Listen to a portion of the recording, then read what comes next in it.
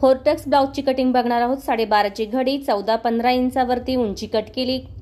त्यानंतर शोल्डर 2.5 आणि 5.25 इंच घेतले। मोंडा घेतलेला आहे 6.5 इंचाचा चौकोन करून मोंड्याचे आकार देऊन घेतले। अर्धा पाऊण वरती पुढील गळा 7.5 इंचाचा चौकोन करून अर्धा गोलाकार 3.25 3.25 ची क्रॉस पट्टी घेतली। त्यानंतर मध्यावरती 4.5 इंचावर खूण करून वरती 2.5 कडेला अर्धा इंच करून त्रिकोण केला आणि मध्यावरती 1.5 इंचाच्या खुणा करून फोरटक्सचे आकार या ठिकाणी देऊन घेतले। कपडा पलटी केलाय 2.5 इंच गळा रुंदी, मागील गळा 10 इंचाचा चौकोन करून या ठिकाणी पानाचा आकार देऊन घेतलाय।